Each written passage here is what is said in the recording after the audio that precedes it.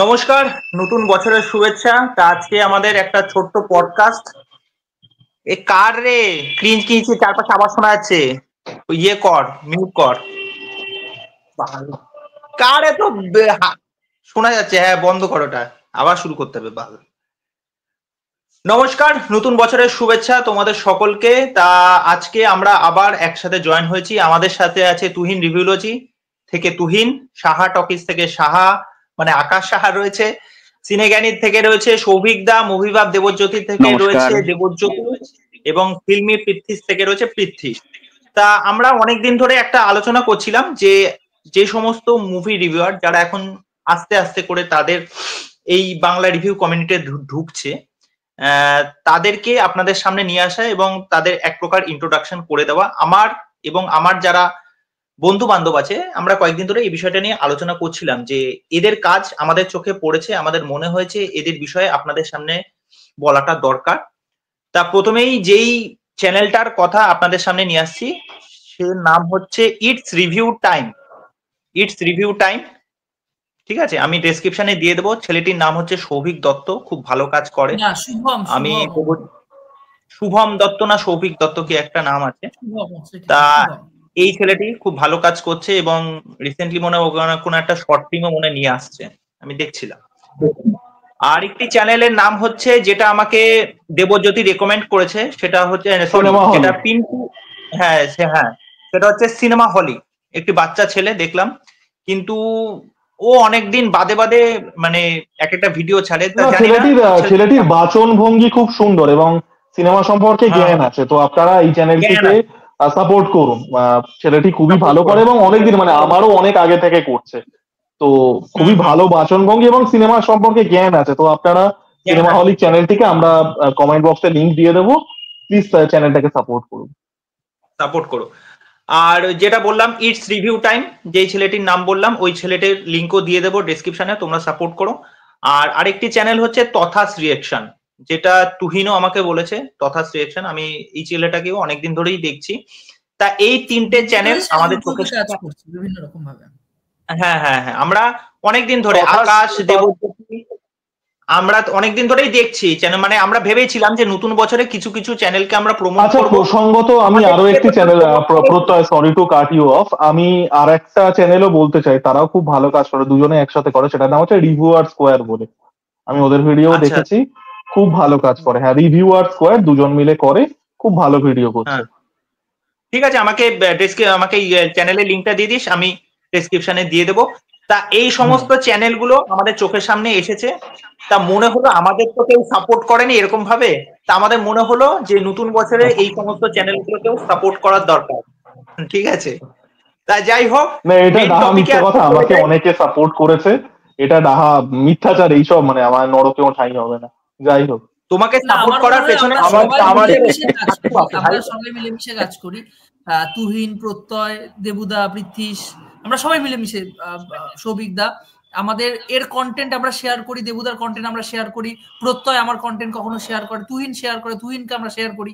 তো আমরা মিলেমিশে এখানে কাজ করি, আমাদের কেউ প্রতিদ্বন্দ্বী নয় এখানে, এটা আমরা বলতে চাই। অ্যাকচুয়ালি আমাদের এখানে টিম গেমটা চলে, আর কিছুই না। একদম। তা প্রথমেই আমি যেই টপিকটায় চলে যাব, প্রথমে আমার চোখের সামনে আসছে তুহিন। তুহিন, তোর ভাগ্যলক্ষ্মী ট্রেলারটা কেমন লেগেছে আগে বল। ভাগ্যলক্ষ্মী ট্রেলারটা আমার খুবই সুন্দর লেগেছে। মানে অ্যাকচুয়ালি এই টাইপের যে ডার্ক হিউমার অ্যাকচুয়ালি প্রেজেন্ট করতে চাইছে এই সিনেমার মাধ্যমে, এই টাইপের কাজ বাংলায় কিন্তু সচরাচর আমরা দেখি না। আমরা হিন্দিতে দেখতে পাই, যেরকম সাইফ আলী খানের একটা কালাকান্ডি বলে সিনেমা আছে, বা ইরফান খানের দিল বলে সিনেমা আছে, ডেলি বেলি বলে কাজ আছে, বা লুটকেসের অনেকটা লুটকেসের মতন কনসেপ্ট লাগছে ভাগ্যলক্ষ্মীর। বাট এই জনরার কাজ বাংলায় সচরাচর হয় না। মৈনাক ভৌমিকের কাজ এবার দেখার, মৈনাক ভৌমিক বিগত কিছু বছর ধরে তার সময়টা ভালো যাচ্ছেও না। এবার সে কি এই সিনেমার মাধ্যমে একটা কামব্যাক হয় কিনা, এটাই হচ্ছে দেখার। বাট ওভারঅল ট্রেলারটা খুবই সুন্দর। আচ্ছা, তা দেবজ্যোতি, তোর কেমন লাগলো? আমারও ট্রেলারটা খুবই ভালো লেগেছে। যেগুলো পিন্টু বললো আমি সেই কথাগুলোই মানে ডাবল ডাউন করবো, যে ডার্ক হিউমারটা খুব মানে ভালোভাবে ফোটানো হয়েছে, এবং এই যে অ্যাপ্রোচটা, এই ক্রাইম এবং ডার্ক কমেডিটা কিন্তু দারুণ একটা কম্বিনেশন, এবং যে ট্রিটমেন্টটা দেওয়া হয়েছে একদম পুরো ডেড প্যান ডেলিভারি, যেভাবে হিউমারটাকে দেখানো হয়েছে, যেভাবে মানে মেকআপ যে জিনিসগুলো স্টেজ করা হয়েছে অনেকটা ইউরোপিয়ান সিনেমার মতো ট্রিটমেন্টটা আমার লাগলো খুবই ভালো। হ্যাঁ, লুট কেস থেকে কাইন্ড অফ দেখা যাক কনসেপ্ট লেভেলে তো মিল পাওয়া যাচ্ছে, দেখা যাক এক্সিকিউশনেও মিল থাকে কিনা। ট্রেলারে কিন্তু বেশ খানিকটা লুট কেসের ছাপ আছে, এটা আমি অস্বীকার করবো না, এটা আমি আমার ভিডিওতেও বলেছিলাম। বাট আমি যদি ট্রেলারের গুণগত মান দিয়ে দেখি, ট্রেলারটা কিন্তু খুবই ভালো ট্রেলার হয়েছে। আর দুজনকে লাগছেও কিন্তু ভালো, তাদের দুজনের এই প্রথম মনে হয় সোলাঙ্কি রয় এবং ঋত্বিক চক্রবর্তী দুর্দান্ত একজন অভিনেতা, সেটা তো অবশ্যই। এবং মানে সম্ভবত তিনি বাংলায় জন্মেছেন বলে এতটা ক্রেডিট পান না, বিং ভেরি অনেস্ট। অন্য জায়গায় জন্মালে যথেষ্ট পোটেনশিয়াল আছে। তো দারুণ লাগছে আমার, মানে এই টাইপের সিনেমা আমি তো মানে এটা আমার টাইপের সিনেমা, মানে আমি এই সিনেমাটা এনজয় করবো। আচ্ছা সৌভিক দা, তোমার কেমন লাগলো? আমার ট্রেলারটা কিন্তু দারুণ লেগেছে, কারণ সত্যি কথা বলতে প্রথমত বাংলাতে এরকম মানে একটা পাল্পের টাচ রয়েছে ট্রেলারটার মধ্যে। ট্রেলার এডিটিংটা খুব সুন্দর হয়েছে, এবং এই যে ক্রাইম এবং তার সাথে এই যে কমেডির একটা যে পাঁচ যে ব্যালেন্স, এটা ছবিটাকে কিন্তু দেখার প্রতি কিন্তু একটা ইন্টারেস্ট কিন্তু অলরেডি এখানে জাগাচ্ছে। কারণ বাংলা এরকম কাজ দীর্ঘদিন হয়নি বা হওয়ার বন্ধ হয়ে গেছে, সেখানে ট্রেলারটা কিন্তু একটা ফ্রেশনেস কিন্তু অবশ্যই কিন্তু নিয়ে আসছে। হ্যাঁ, এবার দেবজিতের কথা যেটা বললো যে লুটকেসের একটা সিমিলারিটিস আছে, হ্যাঁ অবশ্যই রয়েছে, but still it's a good trailer, ভালো ট্রেলার হয়েছে, ভালো হবে আশা করছি। লেটস সি এটাই। আচ্ছা, আর আকাশ, কিছু বক্তব্য তোমার? হ্যাঁ, অবশ্যই আমি একটু মৈনাক ভৌমিক নিয়ে বলতে চাই, কারণ একটা সময় মৈনাক ভৌমিক কিন্তু জেনারেশন আমির মতো ছবি দিয়েছেন। সম্ভবত ঘরে আন বাইরে তার তৈরি করা ছবি, ঘরে আন বাইরে না, খুব নস্টালজিক একটা ছবি কোয়েল এবং যিশু। তারপরে অনেক ভালো ভালো কাজও তিনি বেডরুম আছে, বেডরুম, মাছ মিষ্টি এন্ড মোর আছে, একদমই তাই। কিন্তু শেষ কয়েক বছর আমরা 91 চিনি টুর মতো কিছু এভারেজ কাজও তার কাছ থেকে পেয়েছি। তো তার গল্প বলার স্টাইলটা খুব সুন্দর, মানে একটা বেশ ছিমছাম পরিষ্কার আধুনিক যে একটা মানে সংস্কৃতির ছাপ থাকে না, সেটা কিন্তু তার গল্পের মধ্যে সবসময় তিনি বলেন। তো এবার একটু অন্য জনারের কাজ তিনি করছেন। ওই তুহিন বললো লুটকেসের একটা প্রভাব আমিও মনে হয়েছে যে রয়েছে ছবির মধ্যে। তো দেখা যাক, আমি কিন্তু এক্সাইটেড। আমি ফার্স্ট ডে ফার্স্ট শো দেখবো, রিভিউ করবো অবশ্যই। তো এই ধরনের বাংলায় কাজ হোক, এক্সপেরিমেন্টাল কাজ হোক, এটাই আমরা চাই। মৈনাক ভৌমিক অ্যাকচুয়ালিতে একটা কাজ করেছিল ভূত চতুর্দশী বলে, সেই কাজটা কেউ দেখেছে কিনা আমি জানি না, বাট ওই কাজটা কিন্তু এক্সপেরিমেন্টাল ছিল, কিন্তু কাজটা মোটামুটি ভালো ছিল, খারাপ ছিল না। কিন্তু এই কাজটা যদি কেউ না দেখে আরিয়ান ছিল, এনা সাহা ওরা ছিল।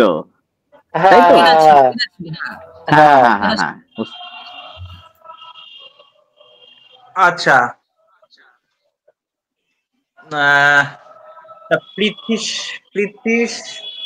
প্রীতিশের কেমন লাগলো? তোর বল, কেমন লাগলো? দেখো, ভাগ্যলক্ষ্মীর ট্রেলারের কথা যদি বলতে হয়, সবার প্রথম যদি আমি বলি মৈনাক ভৌমিকের কথা, মানে যিনি ডিরেক্টর এই সিনেমার, তো মৈনাক ভৌমিক হচ্ছে একজন এক্সপেরিমেন্টাল ডিরেক্টর।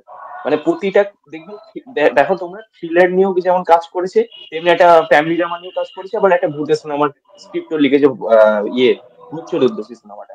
তো আমার যেটা মনে হয়, সে খুব একটা এক্সপেরিমেন্টাল ডিরেক্টর, যেটা আমরা বাংলায় খুব কম দেখতে পারি, মানে সব ধরনের কাজ নিয়ে নাড়াচাড়া করা।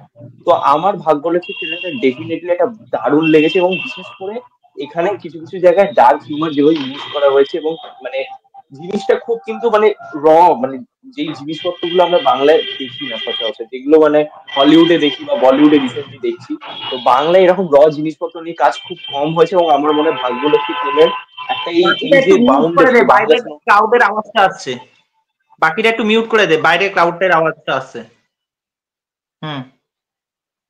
এই যে একটা বাংলা সিনেমার আমরা বলে দিই যে বাউন্ডারি হয়ে গেছে, যে ফ্যামিলি ড্রামা শুধু চলছে বা অন্য ধরনের শুধু থ্রিলার ছবি চলছে, গোয়েন্দা গল্প চলছে, তো তার থেকে একটা বাধা ধরা কাজ থেকে বেরিয়ে অন্য ধরনের কাজ যে আসছে, সেটা সত্যি বলছি অ্যাপ্রিসিয়েট করা দরকার, এবং আমরা কেন দর্শকদেরও অ্যাপ্রিসিয়েট করা দরকার। তো ভাগ্যলক্ষ্মী ডেফিনেটলি একটা ভালো ছবি হোক, এটাই চাইবো, এবং আমার তো ডেফিনেটলি ট্রেলারটা ব্যাপক লেগেছে। আচ্ছা আচ্ছা, পরের যে বিষয়টা বলবো, যে 2025 তো নতুন বছর পড়ে গেল, নতুন বছরে কিন্তু আমরা দুটো ভালো মানে ঐতিহাসিক আমাদের বাংলায় যে দুটো ক্যারেক্টার, একটা হচ্ছে দেবী চৌধুরানী এবং আরেকটা হচ্ছে রঘু ডাকাত, এই যে দুটো বড় প্রজেক্ট যে আসছে, ঠিক আছে, এই প্রজেক্ট আমার আসার ফলে আমাদের বাংলা সিনেমার কি পরিবর্তন হবে? আলোচনা করতে পারি বিনোদিনী সিনেমাটা আলোচনা, হ্যাঁ বিনোদিনীর মতো আরেকটা প্রজেক্ট আসছে। তা এই যে এই যে কাজগুলো, এই যে ইতিহাস ভিত্তিক বা ইতিহাস নির্ভর যে এই সমস্ত চরিত্র বা তাদের এই প্রেক্ষাপটের ওপর যে গল্প আসতে চলেছে, এই সিনেমাগুলো দর্শক কিভাবে নেবে এবং এই সিনেমাগুলো এখনকার সময়ে দাঁড়িয়ে কতটা রেলেভেন্ট আর কতটা দরকারি? প্রথমে আগে চলে যাব দেবজ্যোতির কাছে। দেখ, আমি কিন্তু লাস্ট কয়েক বছর তুই যদি পোস্ট কোভিড বক্স অফিস দেখিস, বাঙালির যখন গল্প বলা হয়েছে দর্শক কিন্তু গেছে। সেটা অপরাজিত হোক, যেটা সত্যজিৎ রায়ের বায়োপিক, সেটা বহুরূপীর মতো একটা সিনেমা হোক, যেটা প্রচন্ড পরিমাণে কালচারালি রুটেড একটা সিনেমা, সেটা বল্লভপুরের রূপকথার মতো হোক, লোকে কিন্তু গেছে। যখন বাংলার সেন্ট্রিক গল্প বলা হচ্ছে, ইভেন খাদানও, আমি বলবো খাদানও তো বাংলা সেন্ট্রিকই একটা গল্প, লোকে কিন্তু গেছে। এবার দেখ, দেবী চৌধুরানী মানে অসম্ভব ভালো একটা উপন্যাস। যারা পড়েননি আমি প্রত্যেককে হাইলি হাইলি রেকমেন্ড করবো পড়তে। উপন্যাসটা যদি মানে সিনেমাটা যদি উপন্যাসের 25%ও হয়, it would still be a fantastic film. ঠিক আছে, পুরো 100% হওয়ারও দরকার নেই, যদি 50% হয় it would be a masterpiece film. আর রঘু ডাকাতের ক্ষেত্রে ব্যাপারটা হচ্ছে ধ্রুব ব্যানার্জি ডাইরেক্টর। দেখ, অনেকের হয়তো তার সিনেমা পছন্দ হয়তো নাও হতে পারে, বাট তার একটা বিষয়, তিনি কিন্তু প্রচন্ড রিসার্চ করে সিনেমা বানান। সেটা তুই সোনাদাস সিনেমাগুলোতে দেখ, সেটা তুই গোলন্দাজে দেখ। তো তার সিনেম্যাটিক ল্যাঙ্গুয়েজ তোর হয়তো অপছন্দ হতে পারে, বাট তিনি কিন্তু সিনেমা বানান প্রচন্ড রিসার্চ করে। এবং রঘু ডাকাতের মতো ক্যারেক্টার, একটা এত বড় বাজেটের সিনেমা, সেটা কিন্তু ওই প্রপার রিসার্চটা ডিমান্ড করে। কারণ ইতিহাসের পাতায় এই জাতীয় চরিত্রগুলোর কিন্তু সেই রকম ইন্ট্রোস্পেকশন আমরা দেখতে পাই না। তো ধ্রুব ব্যানার্জি রিসার্চটা খুব ভালো করবেন বলে আমার বিশ্বাস। এবং দেখ, এগুলো হচ্ছে বাঙালির গর্বের ক্যারেক্টার। রঘু ডাকাত হোক, দেবী চৌধুরানী হোক, এরা ইংরেজদের বিরুদ্ধে লড়াই করেছিলেন এবং এদের যে গল্পগুলো আছে সেগুলোর একটা লেয়ার অফ ফিকশন অবশ্যই আছে, but they are based on true historic events. মানে সেগুলো কিন্তু মানে আউট অফ থিন এয়ার বানানো গল্প নয়, সেগুলোর একটা ঐতিহাসিক ভিত্তি আছে। তারপরে লোকমুখে গল্পের আকারে ছড়িয়েছে একটা, যা একটা ফিকশনের প্রলেপ লেগেছে। তো আমি কিন্তু খুবই এক্সাইটেড, এবং এই দুটো সিনেমা যদি হিট করে, রঘু ডাকাত দেবদা প্রচুর প্রমোট করবে, দেবী চৌধুরানীও হিউজ বাজেটের সিনেমা, প্রসেনজিৎ চট্টোপাধ্যায়ের একটা ফ্যান ফলোয়িং আছে। তো এই দুটো সিনেমা যদি হিট করে, পোটেনশিয়ালি কিন্তু আমরা এই রকম অনেক সিনেমা দেখতে পেতে পারি। তো আমি তো ভীষণভাবেই এক্সাইটেড, এবং বাংলা সিনেমার জন্য দুটো big budget period action film ভীষণ ভীষণ বিনোদিনীও আছে, ইম্পর্টেন্ট হতে চলেছে। বিনোদিনীও আছে, বিনোদিনীও আছে। বিনোদিনীকে আমি ঠিক এই লিস্টে রাখবো না, কারণ বিনোদিনী পিরিয়ড ফিল্ম অবশ্যই, but Binodini is not an empowering story. না না, আমি কেন বিনোদিনীকে বলছি না, বিনোদিনী একটা বায়োগ্রাফিক্যাল সিনেমা, ঠিক আছে। দেবী চৌধুরানী আর রঘু ডাকাত এটা অনেক বেশি পিরিয়ড, যেখানে বাঙালির এম্পাওয়ারিং এর গল্প বলছে। বিনোদিনীর আমি অবশ্যই সিনেমাটা হয়তো খুব ভালো হবে অ্যান্ড অল দ্যাট, আমি সেটা বলছি না। তো দুটোর সাথে আমি বিনোদিনীকে একসাথে আনবো না, বিনোদিনীর জনরাটা আলাদা। তো আমি রঘু ডাকাত আর দেবী চৌধুরানী নিয়ে তো ভীষণ এক্সাইটেড, ভীষণই এক্সাইটেড। মানে এগুলো বাংলা সুপার হিরো সিনেমা, একদম অনেস্টলি বলছি আমি। আচ্ছা, সৌভিক দা কি মতামত এই বিষয়ে? দেখো, প্রথম কথা আমি এটাই বলবো, ফার্স্ট দেবী চৌধুরীর ক্ষেত্রে যে প্রথমত আমার প্রিসেটটা খুবই ভালো, খুব প্রমিসিং লাগলো। এবার ব্যাপারটা হচ্ছে যে আমাদের মধ্যে না অনেক সময় দেখেছি একটা প্রি কনসিভ মোশন রয়েছে যে 1974 সালে সুচিত্রা সেন যখন দেবী চৌধুরী প্লে করেছিলেন আর কি, উনি অসাধারণ করেছিলেন, সেখানে কোনো সন্দেহের অবকাশ নেই। এবারে উনি করেছিলেন বলে আমি এইটা দেখবো না, বা যেটা আমি দেখেছি অনেকের ক্ষেত্রে যে যখন কাবিলা, যখন মিঠুন চক্রবর্তী যখন করলেন, যখন অনেকে বলছিল যে ছবি বিশ্বাস যা করে গেছে তারপরে মিঠুন চক্রবর্তী করছে, এটা অনেকে থেকে এটা অনেকে বলছিল সেটা, ঠিক আছে। বাট মিঠুন চক্রবর্তী কিন্তু অভিনয় দেখে সবাইকে কিন্তু বলে দিয়েছে। আমি পরে এসে বলেছিলাম যে মিঠুন চক্রবর্তী তার মতো করে কাবুলিওয়ালা প্লে করেছে, ছবি বিশ্বাস ওটা লেজেন্ডারি, মিঠুন তার মতো করে করেছে, এটা লেজেন্ডারি থাকবে আর কি। ঠিক সেরকম কথা আমি বলবো দেবী চৌধুরীর ক্ষেত্রে, যে সুচিত্রা সেন কি করেছেন সেটা উনি লেজেন্ডারি পারফরমেন্স দিয়েছিলেন, ঠিক আছে। এবার অনেকে বলছে শ্রাবন্তীর তো সেই ইমেজ কি আছে দেবী চৌধুরীর হিস্টোরিক ক্যারেক্টার করার জন্য। আমার কথা হচ্ছে যে কে ব্যক্তি জীবনে কটা 5টা না 10টা বিয়ে করলো, তার ইমেজ আছে কিনা, এটা দিয়ে কোনো ম্যাটার করে না কখনো। আমার এটা মতামত, কার সে হচ্ছে অভিনেত্রী। সিনেমার মানে লাইফ আর মানে প্রফেশনাল লাইফ, পার্সোনাল লাইফের মধ্যে কিন্তু আকাশ তফাৎ আছে, দুটো এক করে মিলিয়ে দিলে কিন্তু হবে না। তো শ্রাবন্তী ভালো অভিনেত্রী, ডিরেক্টর খুব ভালো ডিরেক্টর, অভিনেত্রী সিনেমাটা খুব ভালো, দারুণ একটা সিনেমা। তো ডিরেক্টর সবকিছু নির্ভর করছে, ডিরেক্টর ভিশন হচ্ছে সবকিছু। ডিরেক্টর ভেবে যে শ্রাবন্তীকে কাস্টিং করেছে, শ্রাবন্তীকে বলছে যে মানে দেখে কিন্তু ভালো লাগছে দেখে, মানে প্রমিসিং দেখে মনে হচ্ছে ভালো হবে। তো দেখাই যাক না কি হয়। মানে আগে থেকে কিন্তু যদি ভেবে নিই যে আমি এটা দেখবো না কারণ সুচিত্রা সেন করে গেছে বলে, এটা আমাদের ঠিক জিনিস না। তাও আমাদের এটা সাপোর্ট অবশ্যই করা যায়, কারণ বাংলাতে এত বড় একটা একটা হিস্টোরিক ক্যারেক্টার নিয়ে সিনেমা হচ্ছে এত বড় স্কেলে, সেটাকে আমাদের অবশ্যই সাপোর্ট ডেফিনেটলি করা যেতে পারে। একই কথা রঘু ডাকাত এবং বিনোদিনীর ক্ষেত্রেও আর কি সেম কথা আমি বলবো আর কি, এই সিনেমাকে সাপোর্ট অবশ্যই করা উচিত আমাদের আর কি, এটাই। আচ্ছা, তুহিন কি মতামত এই বিষয়টা নিয়ে? এই দুটো কাজ, রঘু ডাকাত আর এই যে আমাদের তোমার কি বলে, ভুলে যাই, এই আরে দেবী চৌধুরানী। হ্যাঁ এবার তুহিন তোর দেবী চৌধুরানী আর ইয়ে নিয়ে কি মতামত রঘু ডাকাত নিয়ে? রঘু ডাকাত হচ্ছে, রঘু ডাকাতের যিনি পরিচালক ধ্রুব ব্যানার্জি, তিনি অ্যাকচুয়ালি হিস্টোরিক ফিকশন সিনেমা তৈরি করেন, ঠিক আছে? মানে হিস্টোরিক্যাল ক্যারেক্টার গুলোকে নিয়ে এসে নিজের মতন করে একটা সিনেমাটিক লিবার্টি দিয়ে তারপর নিজের মতন করে সেটা দেখায় বড় পর্দায়। এবার ধ্রুব ব্যানার্জি কিন্তু সেই জিনিসগুলো কিন্তু খুব সুন্দর করে। আমার তার পার্সোনালি কয়েকটা সিনেমা পছন্দ হয়নি, বাট যেই সিনেমাগুলো পছন্দ হয়েছে বা পছন্দ হয়নি সেইগুলো কিন্তু দেখে বোঝা যাচ্ছে যে উনি কিন্তু খেটে ডিটেলিং এর সাথে জিনিসপত্রগুলো প্রেজেন্ট করতে পেরেছে। কিন্তু কিছু কারণবশত হয়তো কারোর ভালো লেগেছে, কারোর খারাপ লেগেছে, সেটা আলাদা ব্যাপার। বাট আমার এই সিনেমাটা নিয়ে যথেষ্ট আশা আছে রঘু ডাকাত, কারণ আমি সত্যি কথা বলতে গেলে রঘু ডাকাতের যে গল্পটা আমি মায়ের মুখে গল্পের আকারে শুনেছি, সত্যি কথা বলতে গেলে, যে মা ছোটবেলায় বলতো যে একটা ডাকাত ছিল যিনি ইংরেজদের কাছে, জমিদারদের কাছ থেকে লুট করে ধন সম্পত্তি যেগুলো লুট করতো সেগুলো গরিবদের মাঝখানে বিলিয়ে দিত। তা আমি সেই হিসাবেই, আমি যখন এই গল্পটা শুনেছি আমি সেই হিসাবেই সিনেমাটা দেখবো, এবং এই সিনেমাটা নিয়ে যথেষ্ট আশা আছে। দেখা যাক, ধ্রুব ব্যানার্জি খুবই ভালো একজন পরিচালক, এবার কিভাবে দেবকে প্রেজেন্ট করে এবং রঘু ডাকাতের গল্পটা কিভাবে তার জার্নিটা দেখায় সেটা নিয়ে তো আমি খুবই এক্সাইটেড আছি। আর দেবী চৌধুরানী নিয়ে যদি বলতে চাই, সত্যি কথা বলতে গেলে যে বাংলায় কিন্তু ওমেন সেন্ট্রিক কাজ আমরা কিন্তু খুব কম দেখি। এবার ওমেন সেন্ট্রিক কাজ এখানটা আসতে চলেছে মূলত নারী চরিত্রকে ঘিরে একটা যে কাজ আসতে চলেছে। এবার শ্রাবন্তীকে আমার কোনোদিনই, সত্যি কথা বলতে গেলে এখানে কেউ অ্যাগ্রি করতেও পারে, না অ্যাগ্রিও করতে পারে, বাট আমার শ্রাবন্তীকে কোনোদিন খুব যে এক্সট্রাঅর্ডিনারি অ্যাক্টর বলে মনে হয়েছে আমি এটা বলবো না, কারণ আমার কোনোদিন তার অ্যাক্টিং অত বেশি ভালো লাগেনি। সে কমার্শিয়াল সিনেমাতেও যখন অভিনয় করেছে বা অন্যান্য সিনেমাতেও যে সে যখন অভিনয় করেছে, এবার সেই জায়গায় দাঁড়িয়ে যে এই ক্যারেক্টারের জন্য একটা যে রেজ থাকা দরকার চোখের মধ্যে বা এক্সপ্রেশনের মধ্যে, আমি সেইটা মিসিং বলে মনে হয়েছে। বাট এখানটা কিন্তু ভবানী পাঠকের চরিত্রে কিন্তু প্রসেনজিৎ চট্টোপাধ্যায়ের দারুণ লাগছে এখানটা দেখতে, সত্যি কথা। আর এই ক্যারেক্টারকে নিয়ে সিনেমা সত্যি হওয়া উচিত, যে ইতিহাসের পাতায় যেগুলো অ্যাকচুয়ালি এখনকার জেনারেশনের ছেলে মেয়েরা হয়তো ভুলে গেছে বা জানেন, যারা জানতে চায় তারা কিন্তু এই সিনেমার মাধ্যমে নতুন কিছু পেতে পারে, এইটুকুনি বলতে পারি। বাট আমি দুটো সিনেমা নিয়ে খুবই এক্সাইটেড আছি, রঘু ডাকাত এবং দেবী চৌধুরী রানী নিয়ে। আচ্ছা প্রীতিশ, তোর কি মতামত? দেখো, দেবী ছোট্ট করে চৌধুরানী যদি, হ্যাঁ, দেবী চৌধুরানী নিয়ে যদি আমি প্রথমে বলি, তো এখানে শ্রাবন্তীর যে ব্যাপারটা মানে তুহিনদা বললো, আমারও যেটা মনে হয় শ্রাবন্তী কিন্তু খুব একটা ভালো অ্যাক্ট্রেস নয়, মানে অ্যাক্টিং তার খুব একটা আমার ভালো লাগে না পার্সোনালি, বাট তাকে দেখতে কিন্তু মানে গ্ল্যামারাস হিসাবে তাকে ভালো লাগে। তাকে একটা সিনেমা যদি শোকেস হিসাবে রাখা হয় তাহলে কিন্তু দেখতে ভালো লাগে, এবং সেটা হয়ে এসেছে। তবে সেই যে ধরা বাঁধা স্টিরিওটাইপ মেন্টালিটি থেকে বেরিয়ে যে সে শ্রাবন্তী কিছু একটা করতে পেরেছে, এবং এই যে দেবী চৌধুরানীর মতন একটা বড় উমেন সেন্ট্রিক ছবিতে কাজ করছে, আমার এটাই খুব ভালো লাগছে। এছাড়াও ভবানী পাঠকের ক্যারেক্টার নিয়ে আমি বেসিক্যালি খুব ইন্টারেস্টিং, কারণ আমি এর আগে দেবী চৌধুরী সিনেমাটা যেটা বেরিয়েছিল অনেকদিন আগে, যেটা বেরিয়েছিল ওটাও আমি দেখিনি এবং গল্পটা আমি পড়িনি।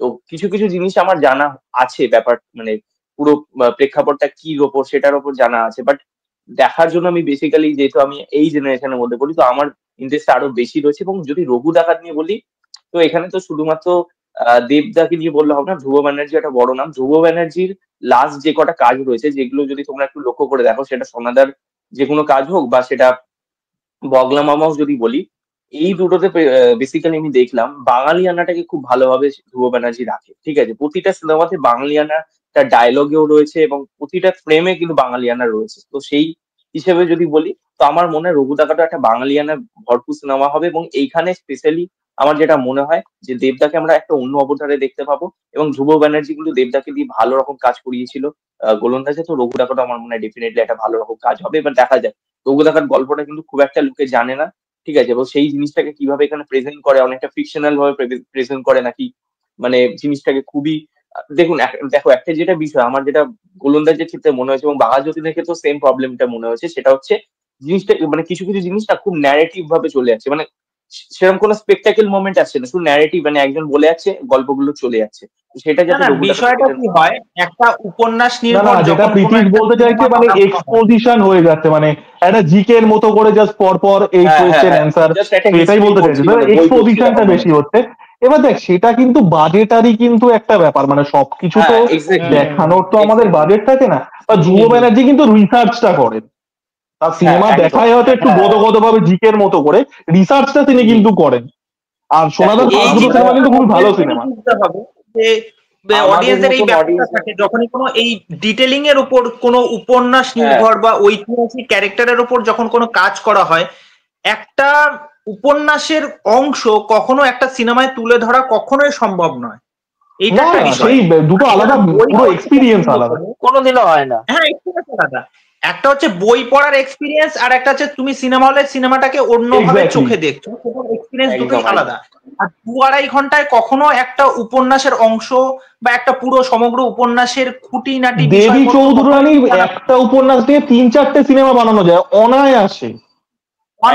এক্স্যাক্টলি। ইভেন তুমি যদি আমি ব্যোমকেশে একটু আলাদা অ্যাকচুয়ালি ওয়েব সিরিজ ডিমান্ড করে দেবী চৌধুরানী, এক্স্যাক্টলি ওয়েব সিরিজ দেবী চৌধুরানী ডিমান্ড। হ্যাঁ, তো আমার ক্ষেত্রে যেটা বক্তব্য, আমাদের মতো অডিয়েন্সের পছন্দ হবে, কিন্তু অনেক যারা মাসেস রয়েছে তাদের, যে এই গ্রাম বাংলার যে দর্শক রয়েছে তাদের কতটা, মানে ওই গদগদ জিনিসটা না থাকলে আমার মনে হয় বেটার হবে, ওই ন্যারেটিভটা ওইভাবে চলে আসছে। শুধু যদি উপন্যাস, যারা অ্যাকচুয়ালি উপন্যাস পড়েছে, উপন্যাসের মধ্যে যে চরিত্রগুলো, মানে ভবানী পাঠক একটা সময় পর আসে যখন দেবী চৌধুরানীর সময়টা খুব বাজে অবস্থা দিয়ে যাচ্ছিল, পেজটা যখন ভবানী পাঠকের কাছে তার প্রথম পরিচয় হয়, সেই পরিচয়ের পর থেকে প্রথম জায়গাটা আমার হচ্ছে দেখানো, আমার যেটা মনে হয় সিনেমাতে এটা মানে ইনমিডিয়া স্টেজ শুরু করবে, মানে আগে ভবানী পাঠককে দেখাবে, কারণ প্রথম যে পার্টটা আছে মানে প্রফুল্লর বিয়ে হচ্ছে, তারপরে জমিদার বাড়িতে যাচ্ছে, তারপরে বিয়ে ভেঙে যাচ্ছে, এই পার্টটা খুব বোরিং হবে, সিনেমায় দেখালে বোরিং হবে, লেখার কোয়ালিটি বলবি না।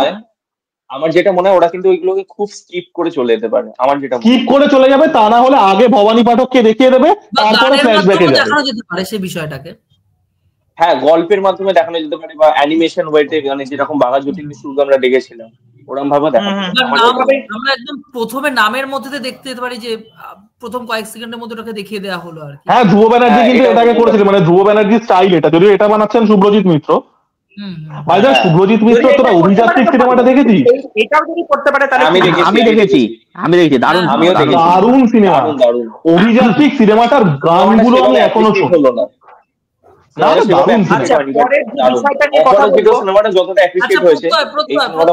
আমি কিছু বলতে চাই, তুমি আমার কাছে আসোনি। তুমি তো লিখছো, তোমার কি মতামত? না মতামত নয়, যেটাই মানে লাস্টে ওরা তুল্য প্রসঙ্গটা দেয় যে একটা উপন্যাস, আমি একটা উদাহরণ টানি, যে সবাই হয়তো পড়েছে, না পড়ে থাকলে খুব বিখ্যাত উপন্যাস সমরেশ মজুমদারের কালবেলা, সেখানে অনিমেষ বলে একটি চরিত্র রয়েছে, যেটা নিয়ে পরমব্রত মেবি একটি সিনেমা করেছিলেন। তো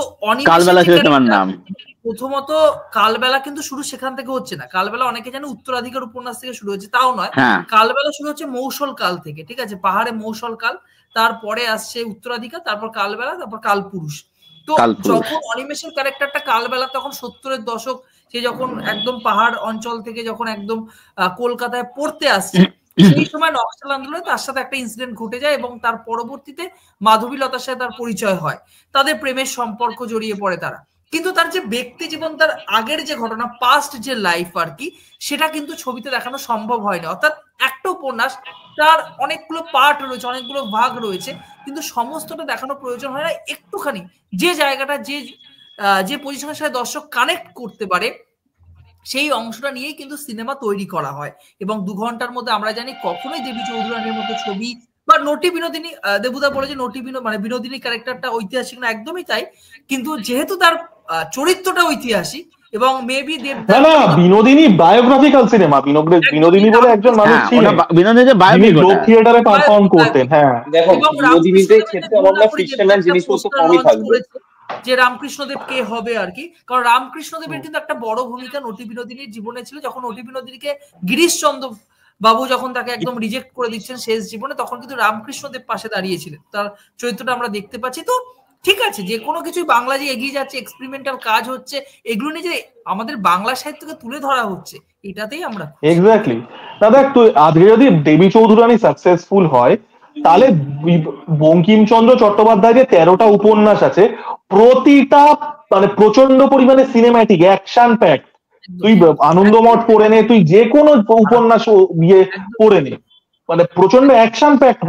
এগুলো কিন্তু সিনেমা ডিমান্ড করে, আমরা বানাতে পারি না। তাই একদমই তাই। এই তো আনন্দমঠ নিয়ে তো সাউথে কাজ হচ্ছে, আমরা বানাতে আমার এক্স্যাক্টলি মনে হয় টার্নার তান্ত্রিক নিয়েও একটা বড় রকম সিরিজ, মানে একটা মাসালা ওরিয়েন্টেড সিরিজ বা একটা সিনেমা করা উচিত। হয়েছিল সেটি আর দেখার উপযুক্ত নয়।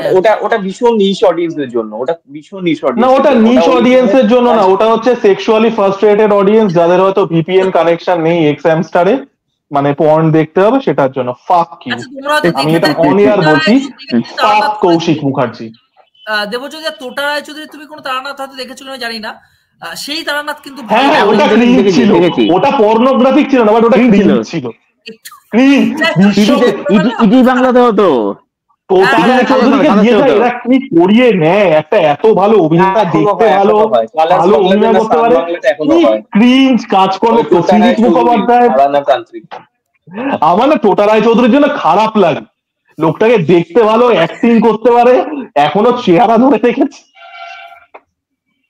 আচ্ছা, পরের যে টোটা রায়চৌধুরীর অ্যাকচুয়ালি কথাবার্তা খুবই সুন্দর, কারণ চালচিত্র সময় যেগুলো চ্যানেলে যখন ইন্টারভিউ গুলো দিচ্ছে খুব মার্জিত ভাবে কিন্তু তিনি কথাবার্তা বলেন, এবং ইউটিউবারদের মানে খুব সম্মান দিয়েও কিন্তু তিনি কথা বলছেন। না শিক্ষিত লোক, কথা শুনলে বোঝা যায় শিক্ষিত লোক। শিক্ষিত লোক, দেখতে ভালো, অ্যাকশন করতে পারে, চেহারা আছে, তাতেও ইউজ করতে পারলো না। পরের টপিকটা হচ্ছে আমাদের মাঝখানে একজন বিশেষতম ডাইরেক্টর ছিল যিনি আজকে নেই, অরুণ রায়।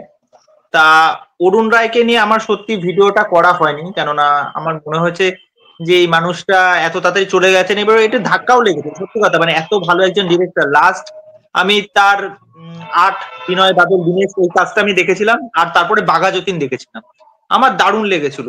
তা এই বিষয়টাকে তোরা কিভাবে দেখছিস, যে এরকম একজন ডাইরেক্টর যার প্রতিটা কাজের মধ্যেই কিন্তু একটা ইতিহাসের ছোঁয়া রয়েছে, আর যেহেতু দেখো প্রত্যেকটা কাজ যে সেরকম ভাবে বক্স অফিস করবে বা সাকসেসফুল হবে ওইটার ভিত্তিতেই যে কোনো একটা সিনেমাকে আমরা সেরকম একটা তকমা দিয়ে দেবো, তা অরুণ রায়কে তোমরা ডাইরেক্টর হিসেবে কিভাবে দেখছো? প্রথমে পিন্টুর কাছে যাই।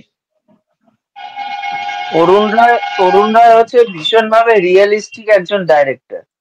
তার সিনেমার মধ্যে কিন্তু রিয়েল জিনিসপত্রই দেখানো হতো, রিয়েল ভাবেই সেগুলো ফুটিয়ে তোলা হতো। যেইভাবে 8-12 বিনয় বাদল দীনেশ সিনেমাটা আমার অসম্ভব সুন্দর লাগে, মানে এইভাবে যে দগদগে যে ঘাটা এত সুন্দর করে দেখি, যে মানে সত্যি কথা বলতে গেলে তখন ওই সিনেমাটা দেখলে আমাদেরই মানে গা পিত্তি জ্বলে যায়, যে তখনই গিয়ে কেন আমরা পিটিয়ে দিয়ে আসছি না। খুব সুন্দর করে তিনি পরিচালনার কাজ করতো। বাঘা যতীন কাজটাও আমার তার সেইভাবে ভালো লাগেনি, কারণ সেই টাইমে শোনা গেছিল যে ওনার তখন থেকেই শরীর খারাপ হয়ে গেছিল।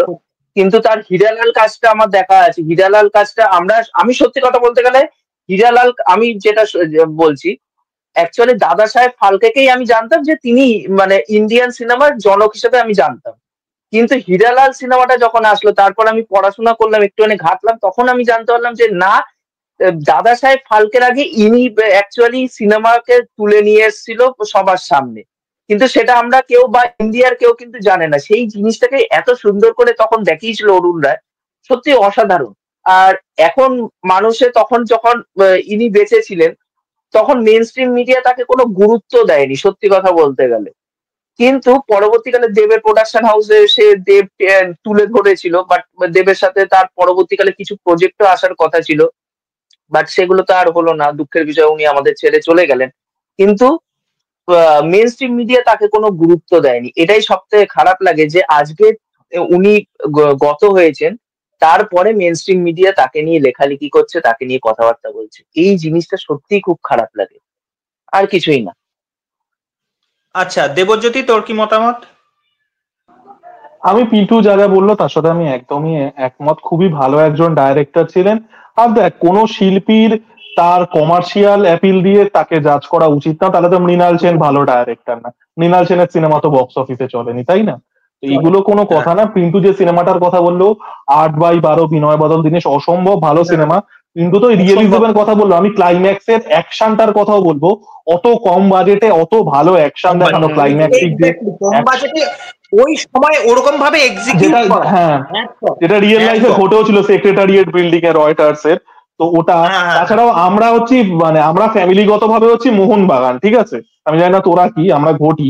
তো ওই 11 সিনেমাটাও আমাদের দারুণ, আমি ছোটবেলায় দেখেছিলাম, দারুণ ছিল সিনেমাটা। 1911 সালে মোহনবাগান যখন খালি পায়ে ব্রিটিশদের হারিয়েছিল, ইস্ট ইয়র্কশায়ার রেজিমেন্ট বলে একটা ক্লাব, খুব ভালো সিনেমা। 11 হীরালাল আর 8/12 বিনয় বাদল দীনেশ, আমি বাঘা যতীনকে সরিয়ে রাখছি কারণ বাঘা যতীন সিনেমাটা সেই লেভেলের সিনেমা নয়। এই তিনটে সিনেমা যারা চোলাই বাংলা রয়েছে। সিনেমা ভালোবাসেন, বাঘা যতীন হ্যাঁ? খুব হিরো কেন্দ্রিক, মানে দেবকে ফোকাস করে তৈরি। হ্যাঁ, যাই হোক, এরকমও শোনা গেছিল যে আহ, আহ, অরুণ রায় অসুস্থ হয়ে পড়েছিলেন, দেবদাকে ডাইরেকশন দিতে হয়। যাই হোক, কনস্পিরেসি হ্যাঁ, থিওরির জন্য এটা শাহ টকিজ আছে। সত্যি যে অরুণ রায় তখন থেকেই কিন্তু এই ভুগছিল। বিষয়ে মাঝখানে মানে এই বিষয়ে আমি যদি 60% বলি, এটা কমপ্লিট করার পর উনি কিন্তু হসপিটালাইজড হন। তারপরে ওই বাকি ভাগটা কিন্তু অরুণ রায় হসপিটালে থাকাকালীন দেবকে ডিরেকশন দেয়, দেব নিজের থেকে ওই হ্যাঁ। জিনিসটা ইয়ে করে। আমি ঠিক আছে। যদি বলি, খাদানো অ্যাসিস্ট্যান্ট ডিরেক্টর আমার সম্ভবত দেব রয়েছে। আমার হ্যাঁ, বড় হ্যাঁ, মামা হচ্ছে এই বাঘা যতীন, আমার বড় মামা হচ্ছে বাঘা যতীনের শুটিং এ গেছিল, ওই উড়িষ্যায় হয়েছিল যে সিকোয়েন্সটা, মানে ওই লাস্টের যে ক্লাইম্যাক্স সিকোয়েন্সটা ওটা।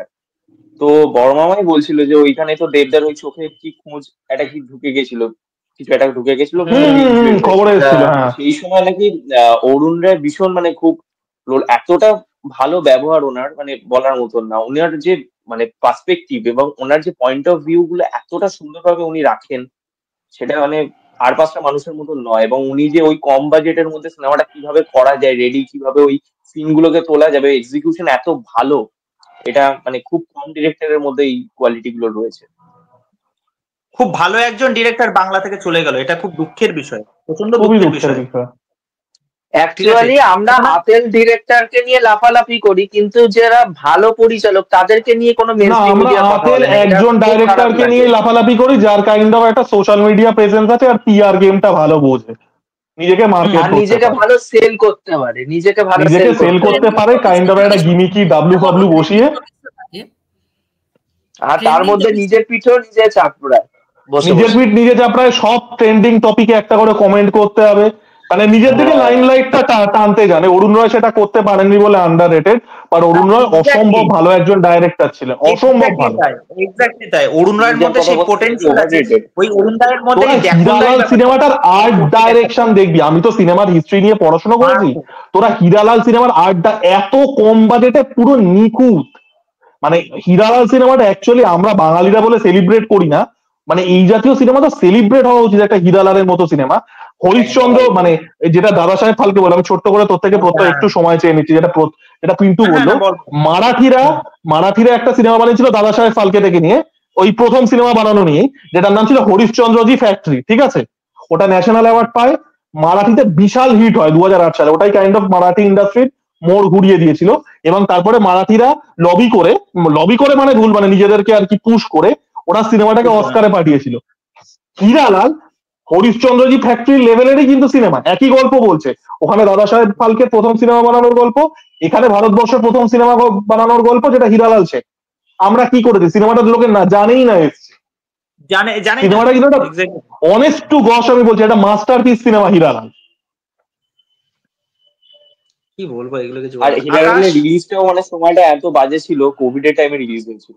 হ্যাঁ, ওগুলো বলে দেখ লাভ নেই, লোকে তারপরেও কতজন দেখেছে তারপরে এগুলো বলে লাভ আছে। 8/12 বিনয় বাদল দিনের একটা দুর্দান্ত সিনেমা। 11 তাও সেই সময় একটু চলেছিল, মোহনবাগানের সাপোর্টারদের যেহেতু ইয়েটা ছিল, বাট মানে এগুলো আমরা সেলিব্রেট কেন করতে পারি? একটা হীরালালের মতো একটা দুর্দান্ত লাস্ট 10 বছরের সেরা 10টা সিনেমার মধ্যে অন্তত আমি লিস্ট বানালে হীরালাল আসবে, তো কিছু বলার নেই। আকাশ, তোমার কিছু মতামত? দেখো, আমি একটা কথা বলতে, আমি ইতিহাস সম্পর্কে বলছি না, দেবুদা অবশ্যই আমার থেকে অনেক বেশি জানে এবং সেই সম্পর্কে বলেছে। একটা কথা যেটা পয়েন্ট উঠলো যে আমাদের এখানে যাদের পিআর টিম ভালো, যারা আলোচনা করে, যারা ট্রেন্ডিং টপিকসে থাকে, তাদের নিয়ে আলোচনা হয়। এই অরুণ রায়কে যদি বাঘা যদি না তৈরি করতো, দেবকে যদি মুখ হিসেবে না রাখতেন, আমরা কিন্তু এখনো চিনতাম না, অনেক মানুষই চিনতাম না, সবচেয়ে বাস্তব কথা। এবং অভিজিৎ সেন ডিরেক্টর, যিনি প্রথম কাজ করেছিলেন দেবকে নিয়ে, পরপর 3টে হিট দিলেন, যদি দেবকে না নিতেন, মিঠুনকে না নিতেন, তিনিও কিন্তু হারিয়ে যেতেন। ফলত বাংলায় যে একটা ব্যাপার চলে না, যে একজন পরিচালক বা একজন বড় ফেসকে নিয়ে যদি সিনেমা করি তবেই সে ট্রেন্ডিং এ আসছে, তবেই তার আগের কাজগুলো হয়তো ফোকাসে যাচ্ছে। এই ব্যাপারটা থেকে একটু আমাদের দূরে সরে আসতে হবে। সব ধারার কাজ আমাদের হিরো ওয়ার্শিপিং। আজকে শ্রমিক রায় চৌধুরী যখন বেলাইনের মতো ছবি করছে সেটা দেখবো, শ্রমিক রায় যদি জিতকে নিয়ে ছবি করে অবশ্যই সেটাও আমরা দেখবো। তো এই ব্যাপারটা আমাদের মাথায় রেখে বাঙালি দর্শক অ্যাকচুয়ালি মেন ঘটনা হচ্ছে যে যারা নতুন নতুন পরিচালক উঠছে, খুব ভালো ভালো ফিল্ম মেকার যারা আছে, তাদের অ্যাকচুয়ালি মানে এদের বড় বড় স্টার যারা আছে, এখন তো বাংলায় 2 জন আছে, দেব এবং জিৎ, তাদের অ্যাকচুয়ালি এদের সাথে কাজ করা উচিত, যেটা আমরা তামিলে দেখতে পাই। নেলসনকে কিন্তু সুযোগ দিচ্ছে। রসগোল্লা কতজন দেখলো, কিন্তু যেই পাবেল অসুর সেই কিন্তু পাবেল বিখ্যাত হলো। এটা একটা তাহলে এবার এখানটা ফ্যাক্টর করে যে হিরো একটা ডিরেক্টরের, নতুন ডিরেক্টরের সাথে কাজ করছে, এটা কিন্তু একটা ফ্যাক্টর করে। কারণ নেলসনকে কিন্তু অ্যাকচুয়ালি কি বলে থালাপাতি বিজয় বা ওই রজনীকান্ত এদের সাথে কাজ করেই কিন্তু নামটা করতে পারলো। আজকে যখন লোকেশ কানাগরাজ উঠছে, তখন কিন্তু কামাল হাসানের সাথে কাজ করছে, একটা কুলির মতন কাজ আসছে, একটা মাস্টারের মতন কাজ আসছে, তখন কিন্তু লোকেশ কানাগরাজের নাম হচ্ছে। কিন্তু লোকেশ কানাগরাজের মানাগারাম সিনেমাটা কয়জন নিয়ে কথা বলে? ক্যাথি নিয়ে তো সবাই কথা বলে। মানাগারাম সিনেমাটা ওয়ান অফ দ্য বেস্ট। তারপর থেকে আর সেইভাবে সিনেমা তৈরি করতে পারলো না লোকেশ কানাগরাজ, অনেক মান পড়ে গেছে।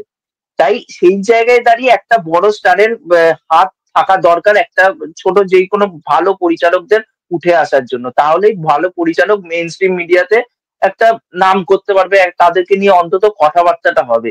এইভাবে অরুণ রায়ের মতন যেইভাবে তিনি হারিয়ে গেলেন আজকে, এরকম অনেক ফিল্ম মেকার উঠবে পরবর্তীকালে, এইভাবেই হারিয়ে যাবে যদি এই বড় বড় স্টারেরা যদি এদের সাথে না কোলাবরেট করে। এটাই হচ্ছে মেন ঘটনা।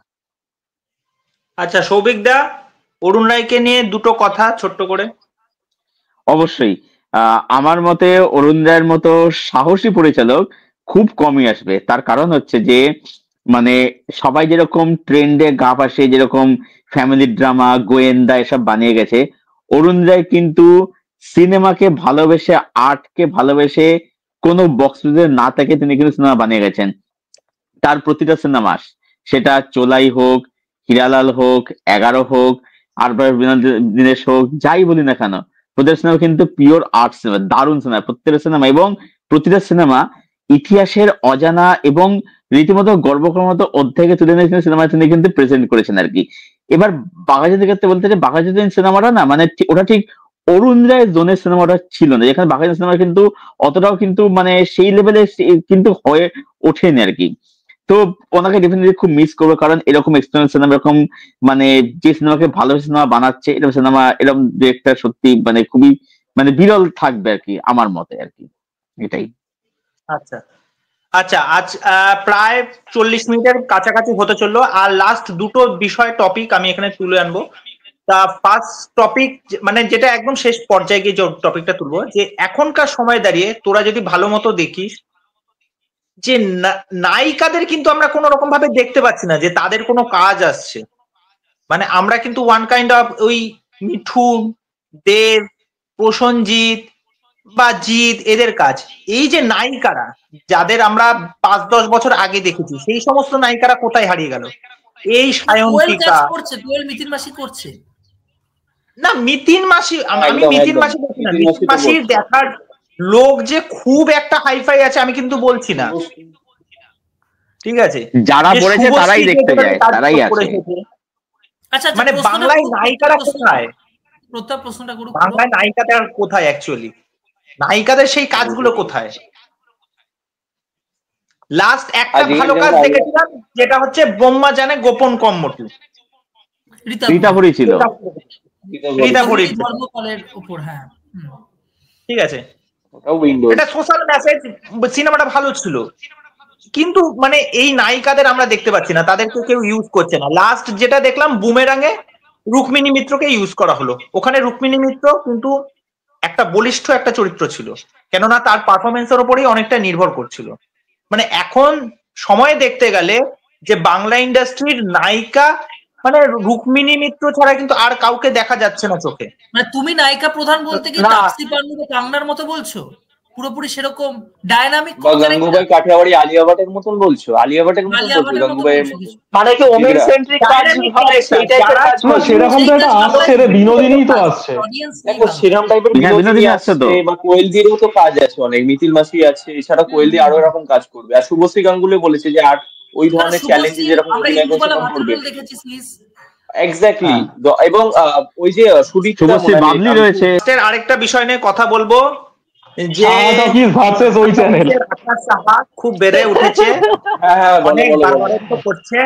তোরা এই সপ্তাহে সব থেকে বড় যে নিউজ, সাহা টকিজকে লোকজন ঠুকে দিয়ে চলে যাচ্ছে, এইটা বড় নিউজ, তুই বড় নিউজই কভার করলি না। তুমি কিন্তু বড় সমস্যার মধ্যে পড়ে গেছো আকাশ সাহা, বড় সমস্যার মধ্যে পড়ে গেছো। আজকে মেনলি হচ্ছে খুব সিরিয়াস হয়ে গেছে পডকাস্টটা খুব সিরিয়াস হয়ে গেছে। তোমরা ওই চ্যানেলটাকে কেন প্রমোট করোনি? তোমরা কেন আমরা কিরকম ভাবে মুখ করে আছি? আরে ওর আমি তো কথা ভালো করে বুঝতে পারিনি, কথা তো বুঝতে হবে প্রমোট করার জন্য। কি বলবো, আজকে পডকাস্টটা বলতে সিরিয়াস ছিল, আজকে বসে সিরিয়াস। তুমি জানো না? হ্যাঁ সবাই দেখছি কিরকম মানে ব্রেকআপ থেকে উঠে এসেছে। ওটা অশিক্ষিত হবে না, ওটা অশিক্ষিত হবে। অশিক্ষিত বলো, তুমি দেখ আমার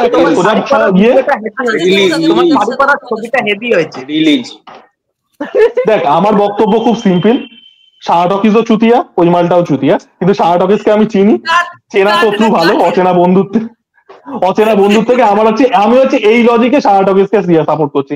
আর সাহা টকিজ কি ভালো না, এই হচ্ছে আমার বক্তব্য। আকাশদাকে আমি একটা সোজা কোয়েশ্চেন করতে চাই। আকাশদা কিন্তু ফ্যান ক্যাটারিং করে, এটা আকাশদা নিজে স্বীকার করবে। সবাই করে যারা কম বেশি প্রত্যেকেই করছে। আমার কাছে যদি প্রপার জব থাকে আমি করতাম, আমার কাছে প্রপার জব নেই, আমাদের যা ইন্ডাস্ট্রির মধ্যে আমি এটা কাট করতে বারণ করবো। অরিত্র, রূপম সবাই করে, সাগর সবাই করে। অ্যাকচুয়ালি আমি একটা কথা বলতে চাই, এটা কাট করবো। আমি একটা কথা বলতে চাই, একটা কথা, মহারাজ প্রিন্স এরা যেই লেভেলে করে সেই লেভেলে তো করাও না নিশ্চয়ই, এটা তো আমরা জানি। সেই লেভেলে আমরা কখনো করতে পারবো না, আমার ইমেজ থাকবে না সেই লেভেলে। আমি করতে পারি। আমি একটা কথা বলতে চাই, অ্যাকচুয়ালি ফ্যান ক্যাটারিং বিষয়টা নিয়ে আমি বলতে চাই, ফ্যান ক্যাটারিং বিষয়টা তখনই বন্ধ হবে, আমিও ফ্যান ক্যাটারিং কম বেশি আমি অস্বীকার করবো, কিন্তু মেন যে ঘটনাটা হচ্ছে এখানটায় যে এই যে কিছু মানে একটা কথা আছে না হিন্দিতে, যে কিছু নোংরা মাছ এসে পুরো পুকুরটাকে নোংরা করে দেয়, সেই রকম হচ্ছে এই যে এরা এসছে কিছু চ্যানেল, এরা এসে পুরোপুরি ভাবে এই যে জিনিসটাকে পুরো নোংরা করে দিচ্ছে। এরা হ্যাক জেনে গেছে যে কোন জিনিসটা নিয়ে কথা বললে কোথায় কি করতে হবে, সবকিছু বুঝে গেছে, এরা এই হ্যাক নিয়েই কাজ করে। তুমি যখন একটা ছবি হলে দেখতে যাচ্ছ, 150 টাকা মিনিমাম টিকিট, 150 টাকা মিনিমাম, 50 টাকা যাতায়াত ভাড়া, 200 টাকা টিকিট। তুমি মাসে যদি 3টে ছবি দেখো 600 টাকা খাবার খরচা তো তুলতে হবে। তুমি যদি ওটা রিভিউ করো, ওটা রিভিউ করলে তুমি 50 টাকা ইনকাম করতে পারবে না। তুমি যদি অন্যভাবে যদি সেখান থেকে তোমার ইউটিউব থেকে টাকা ইনকাম করতে পারো, তুমি সেই ছবিগুলো ভিডিওটা তুই ঘুমিয়ে যদি পড়েছো দেখো, আমি জেগে আছি তো, আমার কথাটাও কেউ পুরোই বিশ্বাস নেই আমার। পডকাস্টটা সৌভিক দা শুয়ে পড়ছে, এনার্জি নেই কেন? নিজে তো 20 মিনিটের ভিডিও বানাতে এনার্জিটা যেন উত্তপ্ত থাকো। অডিও রেকর্ড করে, একটা শর্ট ফিল্মের সমান অডিও রেকর্ড করে, আর এখন অন্য সময়তে এনার্জি, পডকাস্টে এনার্জি দেখাতে হবে। ওই যে একটা বিড়াল নিয়ে এসেছে, ওই যে বিড়াল নিয়ে এসেছে, এই তো অনেকক্ষণ থেকে বসে আছে আমার কাছে, অনেকক্ষণ থেকে রয়েছে আমার কাছেও। আচ্ছা, ঠান্ডা হচ্ছে ফ্যান ক্যাটারিং মোটামুটি কম বেশি সবাই করে, ঠিক আছে, কেউ রেখে ঢেকে করে না, ঠিক আছে, ওয়ান কাইন্ড অফ, এটা কারোরই বলার সেরকম। দেখো দেবুদার চ্যানেলটা হলো সিনেফাইল চ্যানেল, দেবুদার কোনো জায়গা একদম না মেন ঘটনা হচ্ছে যে এখানটা ভালো করে কাজ করব কি করে, এখানটা ওরা এসে পুরো মার্কেটটাকে নষ্ট করেছে। আজকে একটা ভালো সিনেমা নিয়ে আমি যখন কথা বলেছি, আমার কোনো ভিডিওতে ভিউজই আসে না, কোনো ভিউজ আসে না, কিন্তু একটা দেবজিৎ শাকিব খানকে নিয়ে ভিডিও করছে, আমার 200-250 ভিউজ এসে যাচ্ছে। তাহলে আমি কি করে আমি এখানে সার্ভাইভ করবো? তুই একটা কাজ করতে পারিস, বড় চ্যানেলকে রিপ্লাই দিতে পারিস। অনেকে কিন্তু এই করে বেশ 5,000-5,500 সাবস্ক্রাইবার হয়ে গেছে। আর্ট অফিসকে দিয়ে শুরু কর।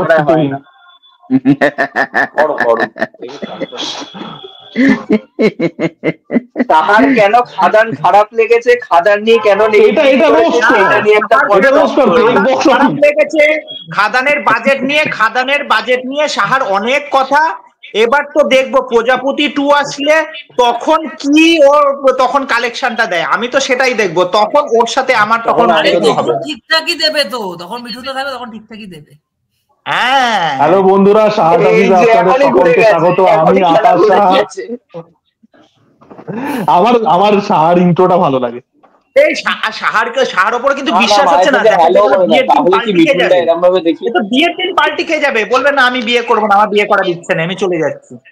সাহা অলরেডি বিবাহিত ভাই, সাহা অলরেডি বিবাহিত, ওর ভাই অলরেডি হয়ে গেছে। ওর তুমি খাই তুলবে না তো সাহা। তুমি দান ফান করে বসবে। আমাদের এই টপিক গুলো নিয়ে আলোচনা করা হলো, কভার করা হলো, আর একটু হাসি ঠাট্টা ইয়ার্কি হলো। দেখুন এইগুলো কোনো রকম কিছু সিরিয়াস না, আমরা মজার ছেলে সমস্ত কিছু করলাম, আমরা এরকমই করি, আমরা এরকমই বাজে সাধারণত বকি, সবসময় বকি, ভালোবাসি আমরা এরকম টিএনপিটি, মানে আমরা সকালবেলা হচ্ছে এরকম যেরকম ভাবে কলতলায় কাকিমারা বসে, আমরা সকালবেলা এরকম বসে এরকম সিরিয়াসলি বলছি, এটা তুই কাটবিও না, আমরা সকালবেলা বসি। কাকু ওরা হচ্ছে কাকিমা। কাকু আমি না, এইটা বাচ্চা ছেলে সৌভিক, কাকু কি বলছো, আমিও বাচ্চা, যাই হোক। তো এই এরকম বসি আমরা। তো এটাও যদি আপনাদের লাইভ স্ট্রিম দেখতে চান যে আমাদের কলতলার আলোচনা, তো সেটাও জানাবেন কিন্তু, ঠিক আছে? আর এই সেক্সি ছেলেটাকে প্রত্যয়, এই ছেলেটাকে সাবস্ক্রাইব করুন, আর আমাকেও সাবস্ক্রাইব করুন, মুভিভাব দেবজ্যোতি সিনেজ্ঞানী চ্যানেলকে সাবস্ক্রাইব করুন, এই বাচ্চা ছেলেটাকে কোটায় সাবস্ক্রাইব করুন, তুহিন রিভিউলজিকে সাবস্ক্রাইব করুন, সাহা টকিজকে সাবস্ক্রাইব করতে হবে। ধন্যবাদ। শুধু বাচ্চা যাই হোক,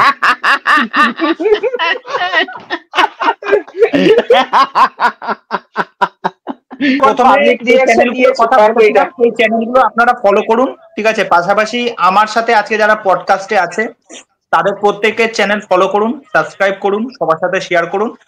আর এই বিষয় নিয়ে সমস্ত যে টপিক নিয়ে আলোচনা হলো, তাছাড়া খিল্লি হলো, সমস্ত বিষয় নিয়ে আপনাদের কি মতামত সেটা অবশ্যই আমাদেরকে কমেন্ট করে জানাবেন। তা আমরা নতুন বছরে আরো অনেক পডকাস্ট নিয়ে আসবো, সবার সাথে ইন্টারাকশন করব। তা চলুন আজকে ভিডিও এখানেই শেষ করছি, পরবর্তী ভিডিওতে সবার সাথে দেখা হবে। বাই। টাটা।